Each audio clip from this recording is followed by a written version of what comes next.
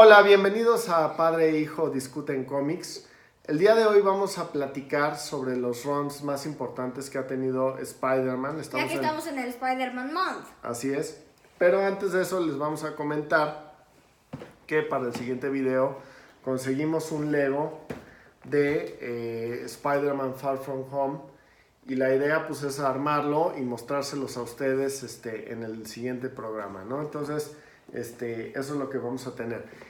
Y hablando de los años que lleva Spider-Man, que fue creado en 1962, vamos a platicar de los runs más importantes. Siendo el primero Stan Lee, ¿qué nos puedes decir de ese run? Este run podríamos decir que es uno de los runs más importantes. Porque primero plantan al personaje, o sea, inventan la mitología del personaje.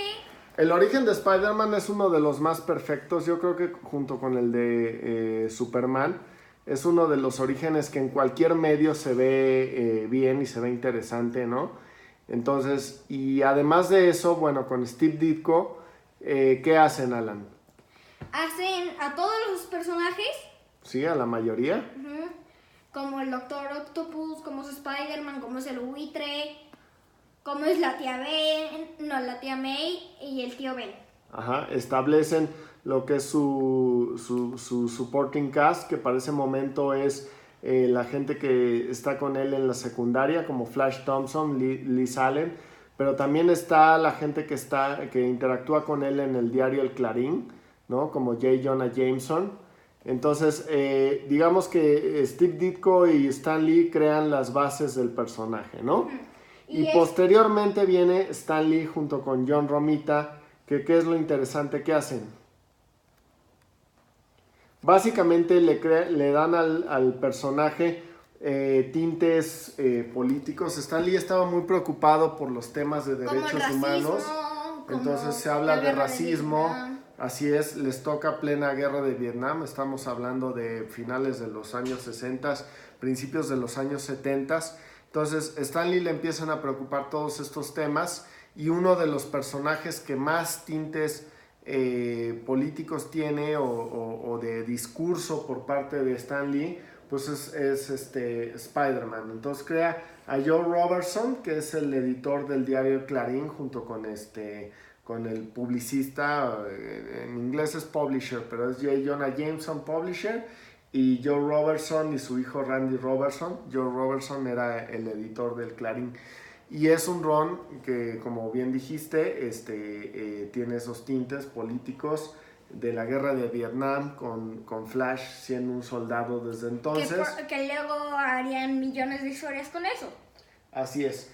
De ahí, digamos, la década de los 70s no es tan interesante, pero vamos a hablar de un escritor posteriormente que tuvo, en esa época, Jerry Conway tuvo entrada. Entonces, Jerry Conway tuvo dos runs exitosos, uno en los años 70s, otro en los años 80s, y entonces vamos a regresar con él en un momento. De ahí podemos hablar ya en los años 70 no hubo gran cosa que ver. De hecho hay una historia famosa de misterio que es alrededor de Amazing Spider-Man número 200 con Marv Wolfman, que es básicamente la muerte de la tía May. Realmente no estaba muerta. Porque es una ilusión. Es una ilusión de misterio. Y la creación de Black Cat, que Black Cat para los años 80 sería muy importante porque es la novia de Spider-Man. Pero es como Catwoman, es la novia de Spider-Man, pero al mismo tiempo es como su villana. Así es, pero algo interesante de Black Cat es que Marv Wolfman estaba escribiendo Spider-Woman. Entonces Black Cat iba a ser una enemiga de Spider-Woman. En el momento en que deja el título y empieza a escribir Spider-Man, decidí hacerla con ella. Así es. Usar la personaje en Spider-Man y en Spider-Woman. Pero básicamente la utiliza para eso y el personaje no vuelve a aparecer hasta el run de Roger Stern y de ahorita olvidé el nombre, pero básicamente después se volvería la novia formal del Hombre Araña. El siguiente run interesante precisamente es el de Roger Stern, porque después de la muerte de Green Goblin se quedó como vacante, digamos, el título, el liderazgo del villano principal. Y precisamente Roger Stern crea a Hobgoblin, que es un personaje que se encuentra las armas y el equipo y los diarios el Duende Verde. Del Duende Verde. Y básicamente sería el misterio que tendríamos durante varios años sobre la identidad de Hobgoblin. O sea, el título de Amazing Spider-Man durante varios años, a principios de la década de los 80s, circula alrededor de la idea de cuál es la identidad de Hobgoblin. Entonces es un misterio que tuvimos todo ese tiempo. Pero además Roger Stern hace una de las primeras historias que son, no sé si llamarlas nostálgicas, tristonas o sentimentales de Spider-Man. Por cierto, Marvel cada año tenía el mes del asistente de editor, porque como sabemos los títulos luego son dirigidos por el editor, pero había un mes en específico que el asistente del editor era el que editaba el título, y precisamente este número, la primera historia, nadie se acuerda de ella, pero la segunda historia ha marcado lo que ha sido toda una época. ¿Sabes de qué trata el niño que coleccionaba Spider-Man? ¿Sabes de qué trata esa historia? Bueno, Roger Stern hace una historia en donde el Hombre Araña va a visitar a un niño y básicamente empieza a platicar de cómo obtuvo sus poderes y tal.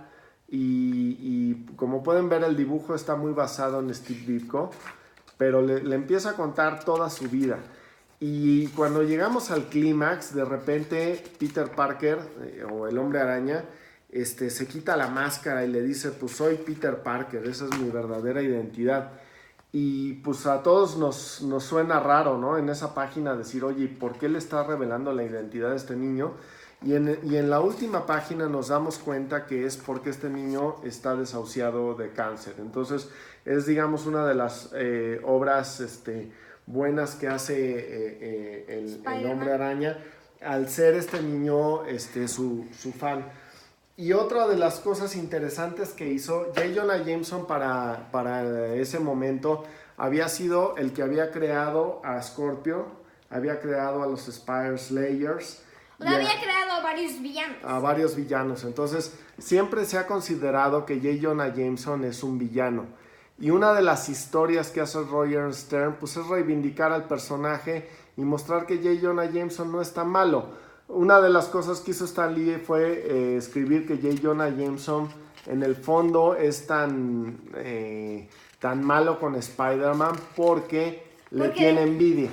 Y justo en una escena de Spider-Man 2 sale cómo trata eso.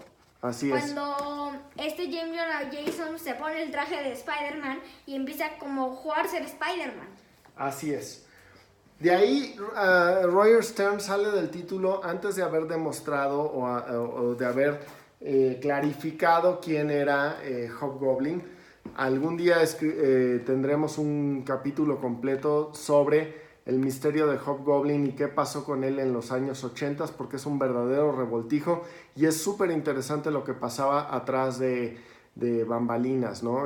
Con el Marvel Staff en esa época.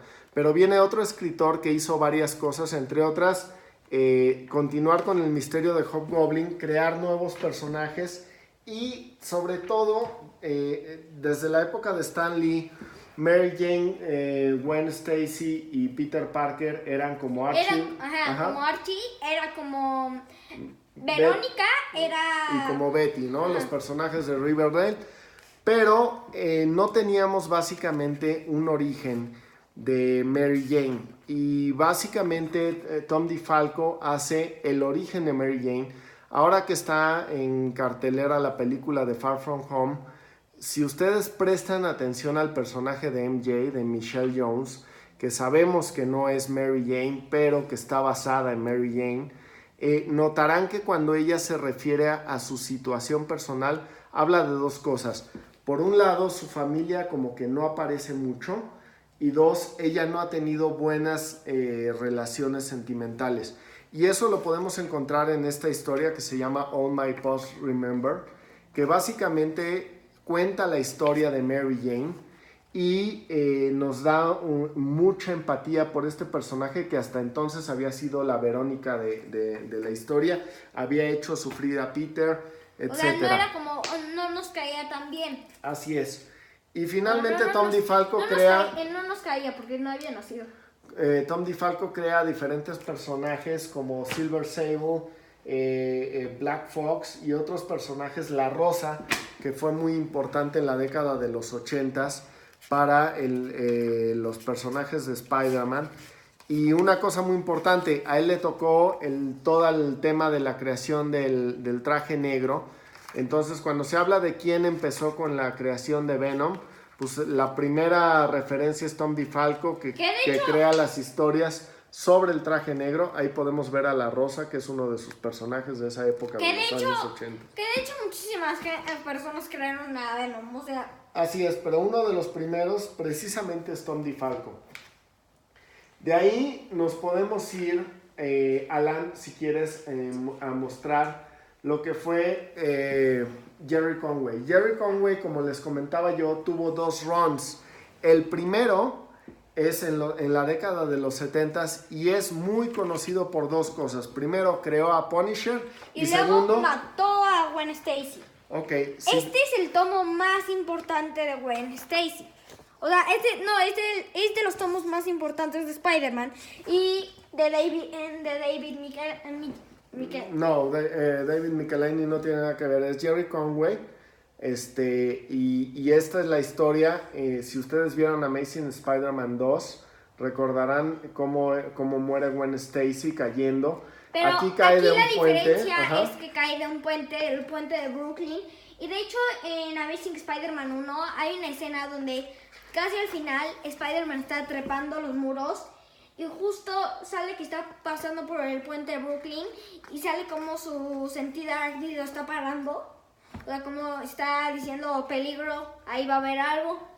Y aquí aprovechamos para hablar de las reimpresiones, porque esta es la historia que apareció en México. Evidentemente no tengo el número, porque es carísimo, el Amazing Spider-Man 117, donde Gwen Stacy muere, no lo tengo, pero tengo una reimpresión de 1982 y tengo una reimpresión que hizo Vid ya en los años 90. Básicamente, como pueden ver, es el mismo cómic, pero tiene un problema. Diferente traducción, etcétera. Aquí dice que es por Stan Lee. Stan Lee no tiene nada que ver con este cómic. De hecho, Stan Lee al parecer se sorprendió mucho de que mataran a Gwen Stacy. Dijo, ¿mataron a Gwen Stacy? Y ahí tenemos un tema porque básicamente Stan Lee después le pide a Jerry Conway que Gwen Stacy regrese, y es cuando Jerry Conway crea la saga del clon, en donde empezamos a hablar de... el tío Ben. No, de gente que se duplica, de otro Peter Parker, que es Ben Reilly, de la clon de Gwen Stacy y de diferentes personajes de Jackal, etc. Entonces, ese fue el primer run de Jerry Conway. Jerry Conway también mataría al Duende Verde. Recordarán que... que en Spider-Man 1 sale como